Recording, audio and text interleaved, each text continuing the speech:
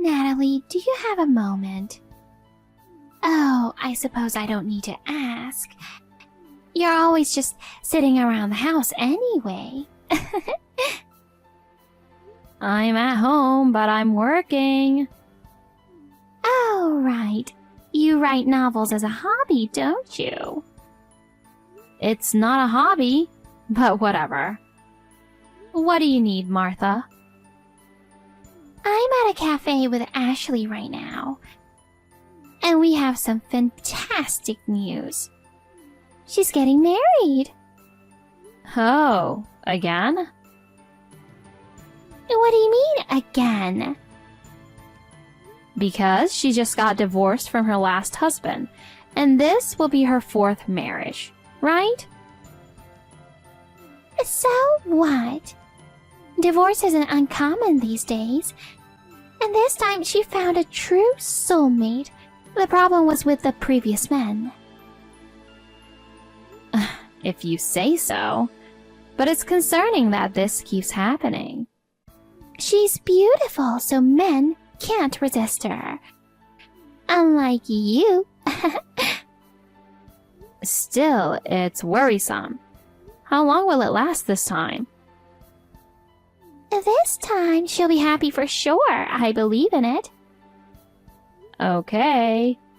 And if she does get divorced again, it'll be all good. She can always come back home. We'll take care of her. There's no room at home anymore. My family lives here too now. Oh, we'll figure it out. Just make your kids share a room. That's not possible. They each need their own space. Naomi and Kit are both in middle school now. If there's not enough room, you could always move out. What? Me? Just kidding. Right. Anyway, make sure you and Bruce prepare a generous wedding gift for her. Bruce is a high-earning lawyer, so don't hold back. All right, got it. Honey, I need to talk to you about Ashley. What about her? She's separated from her husband and getting a divorce. What? Already? She only got married 3 months ago. Isn't that a bit too soon? Well, she says she fell in love with someone else. We can't blame her. So, she cheated? I guess you could say that. She always follows her heart. When she falls for someone, she goes all in. Ugh. She's a woman who loves deeply and often. She's beautiful and unlike you, she's very popular with men. You're just like your mom. But is she okay? This is her 4th divorce. Not many people get divorced 4 times, do they? I have to admit, I'm impressed by her. There's nothing to be proud of. Anyway, since my dear sister is coming back, you'll have to sleep in the doghouse. What? Why? Her soon-to-be ex is making the divorce difficult. She hired a good lawyer, so she can't afford to rent an apartment. She has no choice but to come back home. But why do I have to sleep in the doghouse? Because there's not enough room. The doghouse is empty. So you move there. You can't be serious. I am. Mom also said you should move there. Even her? Come on, the doghouse is nice. It's big and comfortable enough for a large breed. That's not the point. I'm a human being. So what? I'm not sleeping in the doghouse. Then Naomi or Kit will have to give up their room. Is that what you want? You'd prioritize your irresponsible sister over your teenage kids? Huh, I can't believe this. So you think we should just let Ashley, who's kicked out, sleep outside? I'm not saying that, but... Then what's the problem? This is her family home anyway. But now, it's our home. And we just gave her the wedding money. It's like a scam. It's not like we can control her feelings. Once she falls in love, nothing can stop her. She found a new love that outshines the last one. Nothing we can do about it. You think just saying that solves everything? Ugh, you're so annoying. Telling me to sleep in a doghouse would make anyone want to nag. This is my house, you know? The title may be in your name, but it's my house too. Don't act high and mighty when you haven't paid a single cent of rent. Excuse me? It's because of my salary as a lawyer that you and the kids can live comfortably. I work too, you know. A 40-year-old unsuccessful writer? What do you make? $300 a month? It's a lot more than that, thank you very much. Stop pretending. You're the one pretending. Always bragging about being a high-earning lawyer, buying Armani suits and Rolex watches on credit. I really do earn that much, so you can do nothing about it. Here we go again. The can do nothing about it excuse. Because it's justified. Enough! Neither I nor the kids are giving up our rooms. If you don't like my decision, we can get divorced. Are you serious? Absolutely. You'd really leave your wife and kids for your sister who's been divorced 4 times? That's right. You'd choose her over the wife you've been with for over a decade and the kids you've watched grow up? Trying to make me feel guilty won't work. Fine. I get it. If you don't want to be abandoned, one of you has to sleep in the doghouse. If not, we're getting divorced. Let's do it then. Huh? I'm taking the kids, and we're leaving. Seriously? Dead serious. Without my income, you won't be able to survive, you know? So, despite thinking that, you said you'd leave us, which means you really don't want us, right? Whoa. You're not going to tell me it was a joke just to get us back, right? Right? Of course not. I'd never joke about that. Okay then. It's divorce. Darn it. Fine. How will we handle the division of assets? Split the savings? Oh, I see your game. What? You want to take my savings to fund your living expenses. Well, I won't let you. No need. We'll each keep our own savings. Really? No problem. You're just pretending you don't want my money, but you really do. Enough with the meaningless talks. Now about the house, what's the plan? Obviously, we're staying here. Fine. You'll be responsible for paying rent. Without you freeloaders, I can easily handle that. And about child support, since you brag about earning so much, $2,000 a month should be affordable, right? You see, you're just trying to milk money out of me. Child support is the kid's right. You're not planning to shirk that responsibility, are you? I'm a top lawyer. I can afford $2,000 or $3,000 a month. No problem. Great, then it's $3,000. Wait. A man's word is his bond, right? Of course. You sure you'll manage? This might break your bank. Huh. I'm a lawyer. I've got this covered. I'm going to rise through the ranks. And in a few years make $200,000 a month. Unlike you, stuck as a struggling broke writer. You talk a lot for someone so clueless. What did you say? I'll do my best to avoid the life you imagine. Stay cocky. When you come crawling back in tears, don't expect me to take you in. Hey, Natalie. It's been 3 months since you moved out. You must be ready to give up by now, right? Yeah, right. What do you want? Since we separated, you and the kids must be living in poverty. But I'm doing great. My life is more luxurious without you guys. Ha ha ha. Did you text just to brag? It must sting, right? This is pointless. I'm busy, bye. Running away? Must mean your life is pretty miserable. We're living a normal life. 3,000 and child support only gets you a shabby apartment. You must be missing the house. The child support is for the kids' future.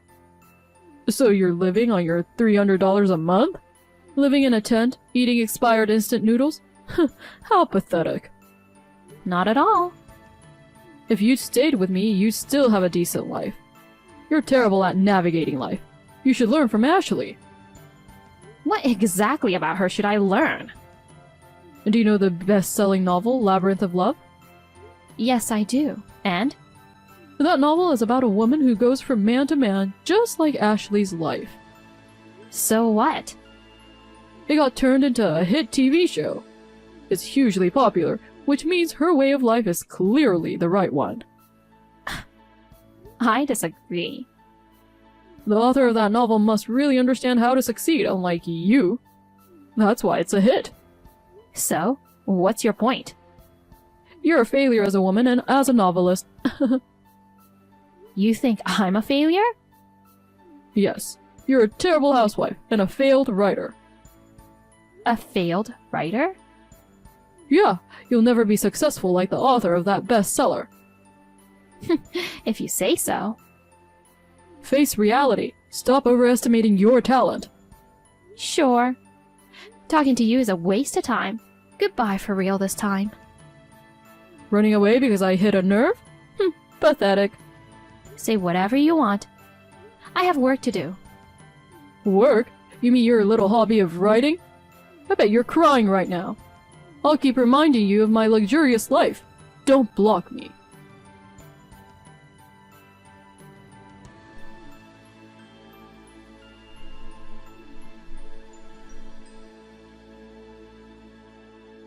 Natalie, it's a disaster. What? I'm busy. The landlord called. This month's rent couldn't be withdrawn. What's going on? For your regular happy bragging, you sound pretty desperate. How did this happen? Did you do something? What are you talking about? There's no money. Huh? I've been living the same way, but now I'm out of money. The rent couldn't be withdrawn. This is crazy. I'm sure it is. Did you do something to make this happen? Quite the opposite. I did nothing. What? Food, utilities, rent, insurance. I stopped paying all of it. I've always been paying that. The payments came from your account, but I was the one depositing the money every month. No way. Check your online banking history. You'll see the deposits. What the? There's been $3,000 deposited every month up until 5 months ago? You thought you were covering everything, but I was actually making those payments. No way. How else do you think you could afford brand name suits and watches so easily, even as a lawyer? How did you get so much money? I have a job. You're a failed writer, right? Stop assuming things. I've been earning quite well. I read a lot of books, but I've never seen your name.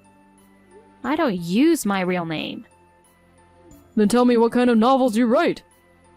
Well, recently, a novel about a foolish former sister-in-law who repeatedly marries and divorces was a hit.